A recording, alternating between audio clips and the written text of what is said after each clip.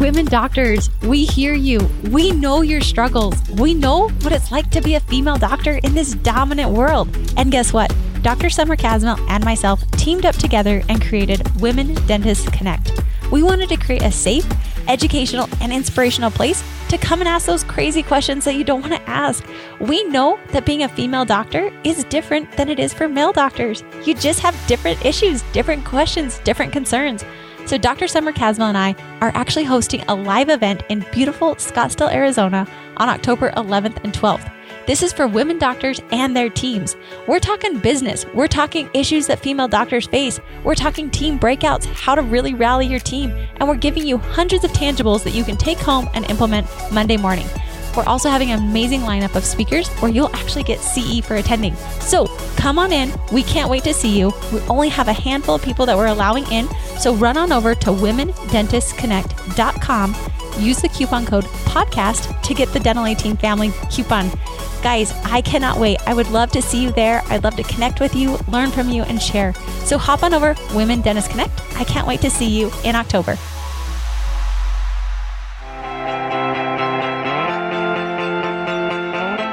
Hey everyone, welcome to the Dental 18 podcast. We're your hosts, Kiera Dent and Dr. Mark Costas. Mark and I had this crazy idea that maybe we could combine a dentist and a team member's perspective because let's face it, dentistry can be a challenging profession with those two perspectives. And Dental 18 podcast was created. I'm a practicing dentist, a multiple practice owner, a dental performance coach, and the founder of the Dental Success Institute. I've been a dental assistant, treatment coordinator, scheduler, biller, office manager, current practice owner, and international dental consultant. Mark and I don't just understand you, we are you. Our goal is to positively impact the world of dentistry by sharing our lessons learned from the road in hundreds of dental offices. Two perspectives, one mission, to help dental professionals reach their full potential. Welcome to the Dental 18 podcast.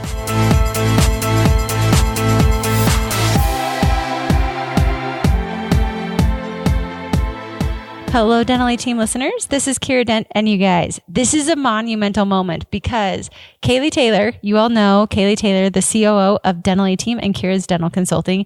She never, ever, ever wants to be on the podcast. I have literally carried mics. I've tried to beg her to be the first airplane podcast with me, and she's always not up for it, not ready to go. And today, we just finished our quarterly meeting, and I don't know what happened, but we're literally sitting in a conference room, just finished, and guess what? Lo and behold, the Kayelee Taylor is willing to come on the podcast. So hopefully she doesn't like stage fright right now, but I'm so dang excited because Kayelee is one of my best friends. She's my confidant. She runs all the companies and she truly inspires me and she's one of the best people I've ever met. So Kayelee, how are you today?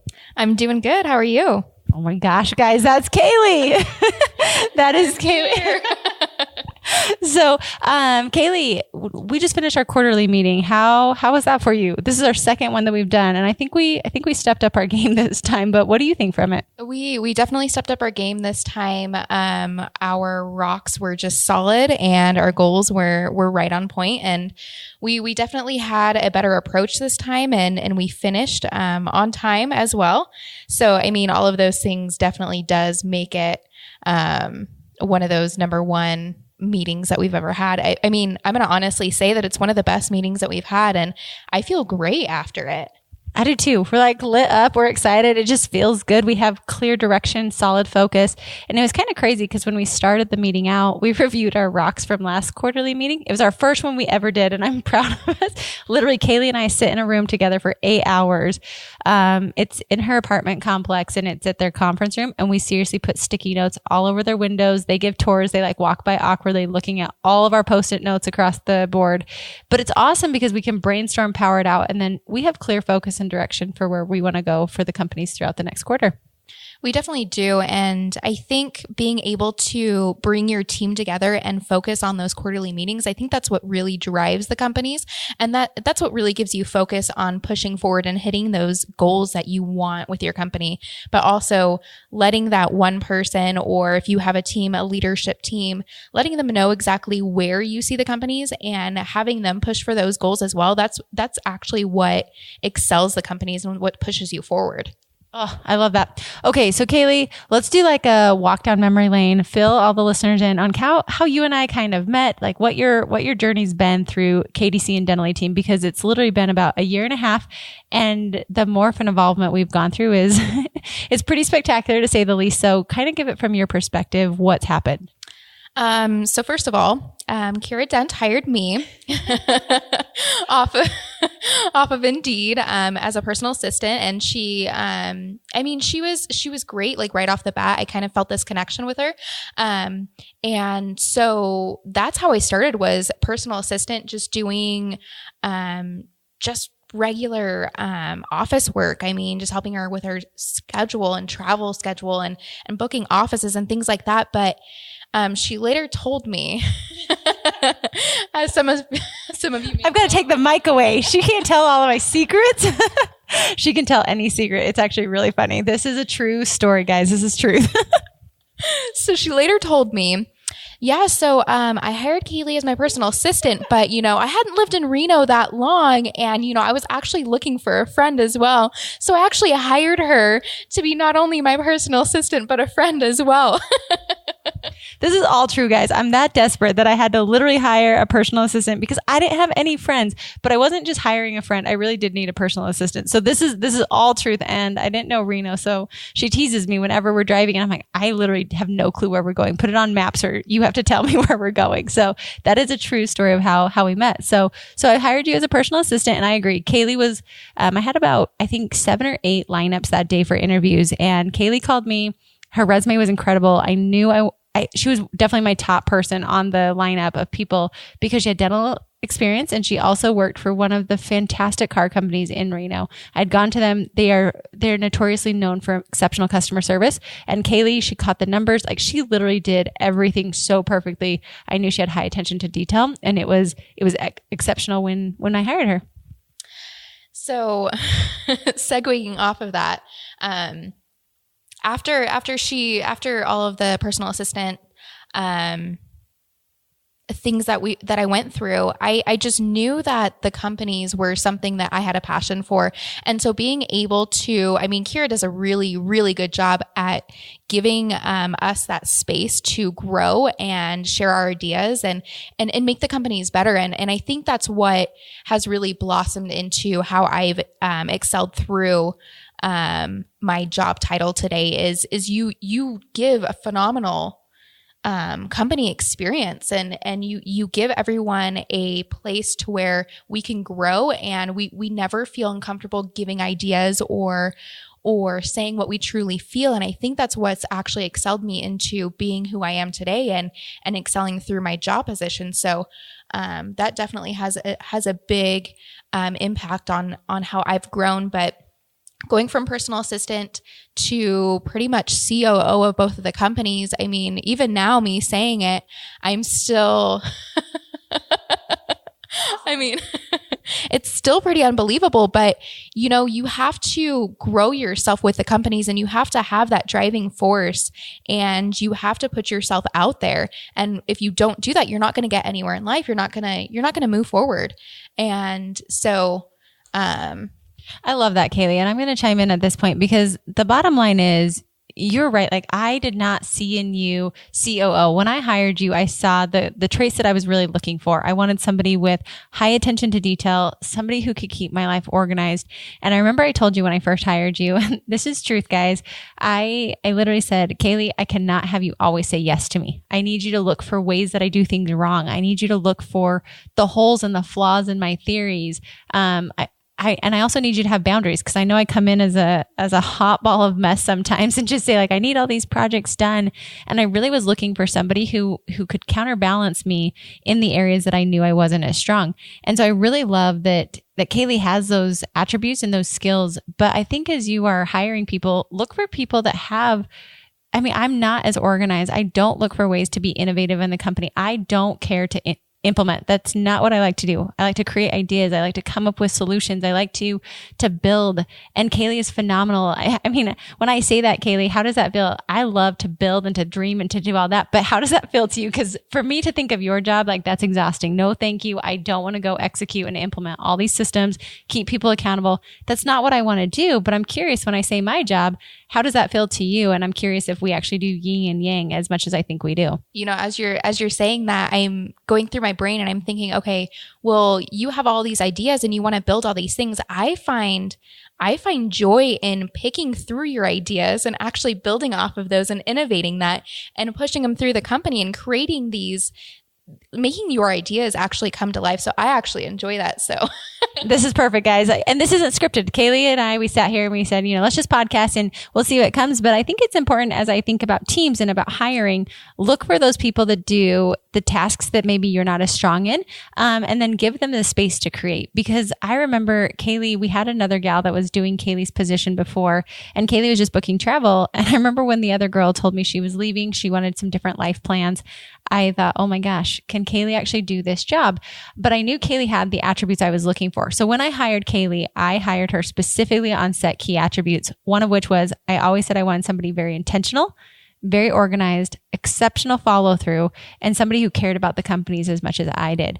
That was literally what I was looking for when I hired her, and then gave her, like she said, the freedom to blossom. And I think I have high expectations, but then from there, I do not care to micromanage. That's Kaylee's job. She can manage people more so than me. I don't care to do so. But the reality was, I think that is when you guys are looking at a team, look for the holes in yourself as a leader. And that's kind of humbling to do, is looking at where I was failing, at where I wasn't pushing the companies forward. And then I hired somebody to fill in those gaps. And then building off of that, she didn't sit there and she didn't write an ad that said, I'm looking for someone who has all of these things that I'm looking for. I'm looking for someone who's passionate in these companies. Of course you want someone like that. But as you're going through the hiring process and you're interviewing people, you can tell right off the bat whether they have that passion that you're looking for. You can click right away. I believe it was you, Kiera, who said that, as you're hiring someone right off the bat, if you have a feeling that person is the one that's supposed to be in your office, or if you have a feeling that, maybe this isn't going to work, then you don't go for it, because usually your intuition is right when you're hiring people. When you're looking at the resume, if you just know that they're not the right person, then you don't go for it, because you're going to come right back circle and have I mean, we know this, you have to hire again. And it's just something that you have to go through. Absolutely. And I love that you said that, because I think you're speaking from personal experience. You went through this with a few hires that we've had, but you're right. It's the reason I say that is because when you're hiring somebody at the very beginning, you are black and white, and it's a lot easier because you're not emotionally invested. You don't know that person. You have no personal knowledge. I mean, today, if I were to know Kayelee for a year and a half, I would hands down hire her because I know all of her skills. But a year and a half ago when I met her, I didn't know any of these things. And you're able to be much more logical and objective as opposed to having all your emotional feelings in there. So I totally agree with that. So Kayelee, I want you to get tactical with people, and I want you to tell kind of some things. You went from personal assistant to COO in a year and a half. And I'm sure throughout that, I've watched you grow exponentially as a person, but how do you do that? Because I think there's a lot of assistants or treatment coordinators, and you used to be a TC yourself. But there's like a lot of people in dental offices, and I don't know, you should share. I'll have you kind of explain, but I don't think that COO was necessarily on your radar where you wanted to go. But like a lot of dental assistants and TCs and office managers, like we look there and we wonder, what's the next step? How do we grow ourselves? So through your journey, what were some of the lessons you learned or things that you did to get you to where you are now? I think some of the things that I've done throughout my time is I wasn't hired and I'm, thinking, oh, I'm assistant and I'm going to be COO in the near future. That wasn't in my radar. But as a good employee, as someone who likes to be innovative and look for those, as you would say, olives, I kind of just went through and I went above and beyond. I'm going to be honest. I went above and beyond. I didn't have set hours. It wasn't like, okay, Kayelee, you're going to work, 10 hours a day, or Kayelee, you're going to work, 3 hours a day, and then that's it. And then you clock out. No, it's not that reality when you're working for our company. And there are days where, I put in 16 hours and I'm not sitting there looking at the clock saying, oh, I work 16 hours. You got to pay me more. No, I'm doing my job, but I'm having fun doing it. And I'm looking for those creative ways in order to build the company. And so by looking at those ways, I kind of look to see where we can create olives, where we can either improve on our customer, client, patient journey, how we can make that a little bit better, how we as employees can make our journey better for our clients. Systems. Systems is a big thing for me. And I feel like if you do not have systems, you're not going to go anywhere. There's nothing for us to do. Our clients don't know what's going on. We don't know what's going on. What is happening here? So I think that being able to find those systems and make them better and ensure that clients are having a great experience. That's our number one thing with our companies, is making sure clients have a great experience and they're getting everything out of it. So I think just putting your mindset that way and wanting to build the company. There was never once where I was like, Kiera, you need to make me a manager, or you need to make me COO. You saw that potential in me because I was growing. And I think that if you do that yourself, you're going to grow within your company. So, that's like anyone going from, the back office into the front office, you growing and you wanting to move forward. I think that it's just going to naturally happen. You have to put yourself out there though. But I agree with you 100%. And I love that you said, I love that you own that you were dang good and you went above and beyond, because the reality is, you guys, Kayelee went above and beyond. I hired her, I paid her like peanuts at the beginning, not even realizing. But then I started watching her and started seeing that she wasn't just booking my travel. She was looking for ways to make booking my travel easier. She was looking for ways to save the company money on my travel. She was looking for ways to start invoicing clients. She would say like, hey, Kiera, I noticed that we're not being paid for these. What if I take this on and I start doing this? She literally I feel like she was very scrappy at the beginning, and she just started looking for ways to make my life easier, looked for the problem holes within the company and found the need and fulfilled it. And it's funny because I go to offices a lot of times and sometimes we get resentful, right? We've tapped out. We're the top of the ladder. We've gone through all these ways, but I firmly believe that no matter where you are, you can be innovative and you can look for ways to grow yourself and you can look for ways. But I love that Kayelee did it without the expectation of wanting to be a higher position. She literally just said, I love this company. I love what I'm doing. And I'm going to look to work harder. And as an employer, I will tell you from my own standpoint, that's the dream employee that I want. That's the person that I want in my life. And I will do whatever. I will jump over, like I will move mountains to keep that person on my team and keep them happy. And it's fun. It's fun to, on our last quarterly meeting, it's not brag session, but it was super fun because I watched Kayelee and she was like talking to a person on our lunch break, like her head was on her shoulder. And instantly I realized, oh my gosh, she just needs some AirPods. Her life will be so much easier. Let's go get that. And as an employer, for an employee who just goes in above constantly without the expectation that I have to pay her more, it's fun for me to reward her. It's fun for me to work with her.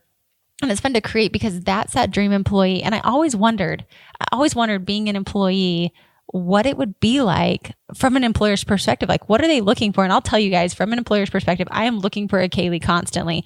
I want that person who just loves the company as much as I do without the expectation of always being paid more, because I think I don't know how you feel, Kayelee, but I've also found as an employer, money doesn't mean everything. I think I could pay you so much more, but I think there's other pieces that you find fulfillment in. And maybe I'm just trying to convince her this way, guys. I'm not really sure, but I think that there's more to just pay as an employee and as an employer that keeps your employees happy.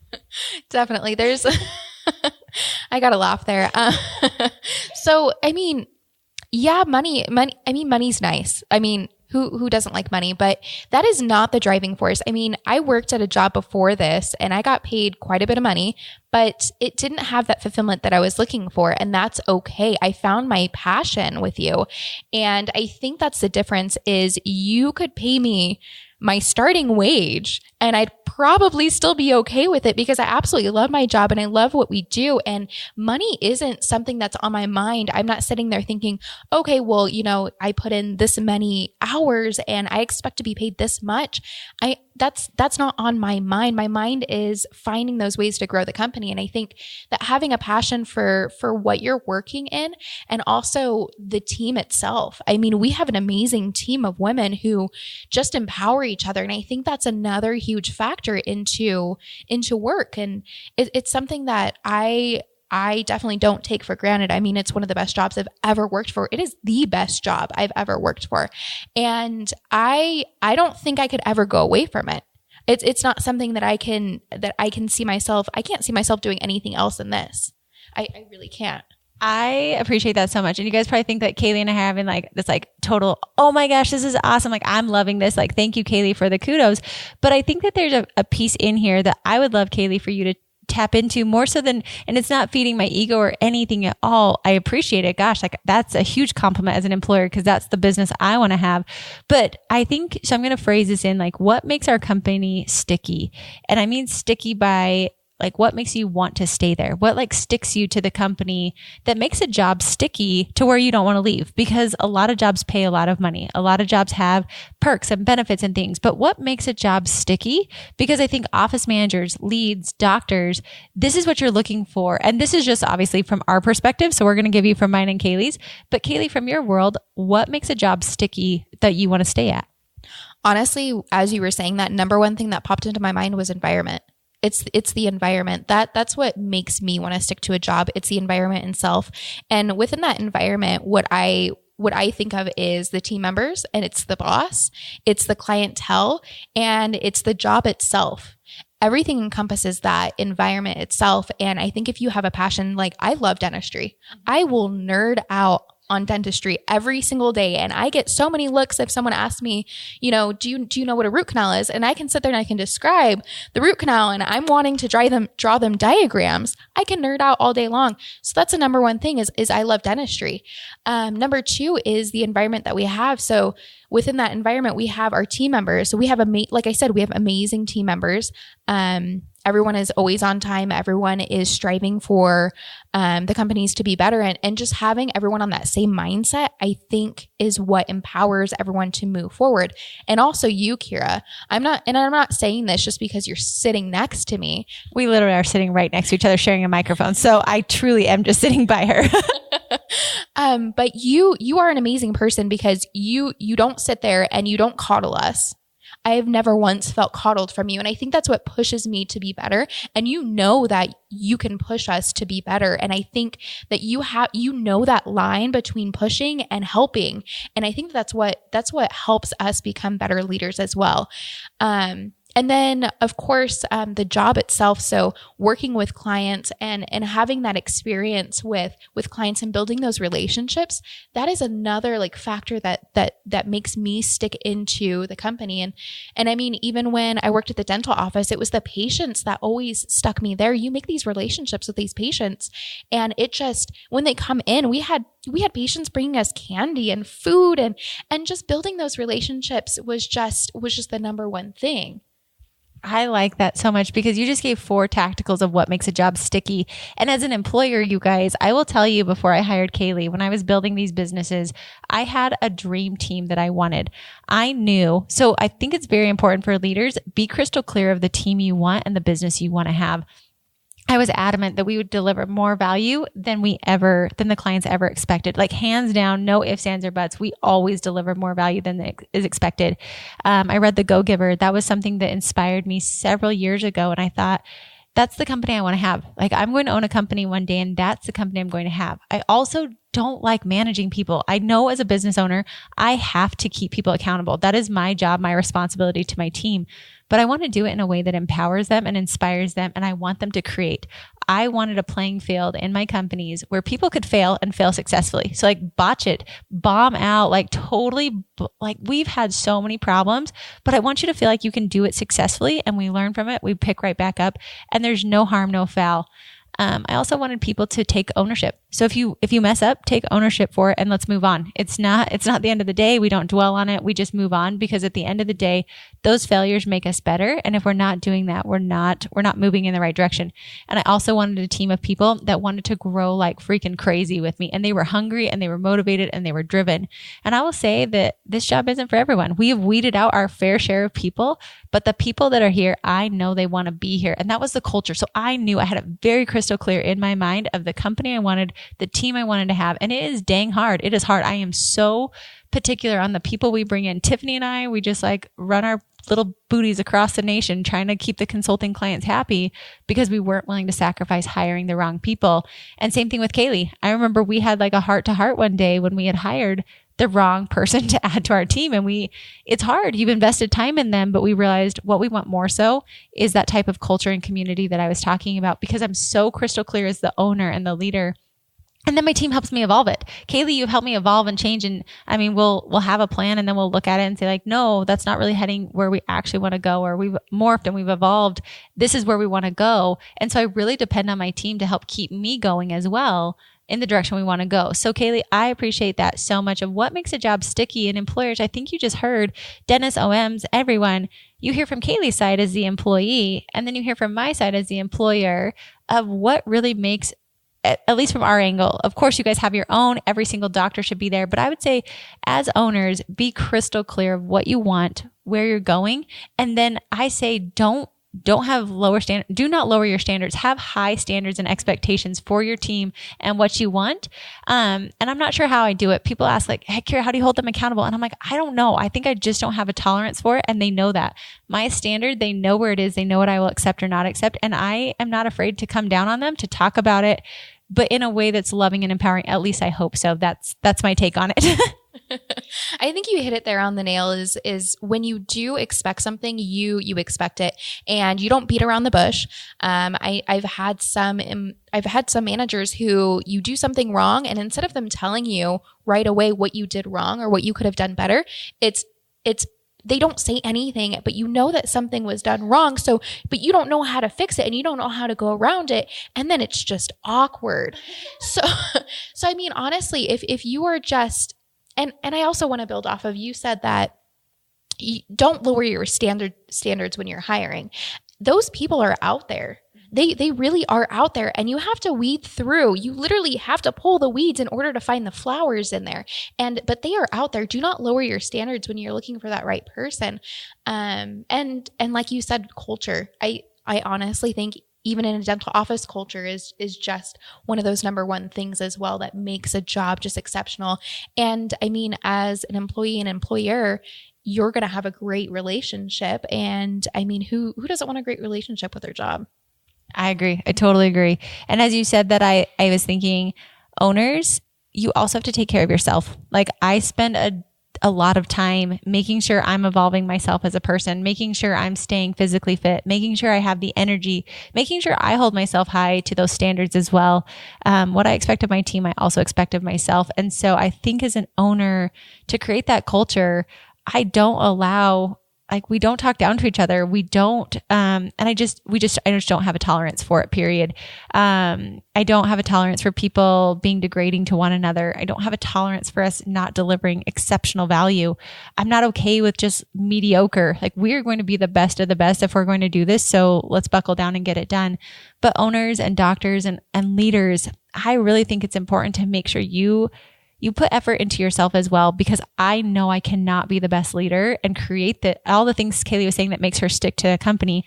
I can't do that if I am down on myself, if I am down in the weeds myself, because whatever I feel I am and my leads are, that's what my team is going to be a direct reflection of. And I keep seeing it constantly. Mm-hmm.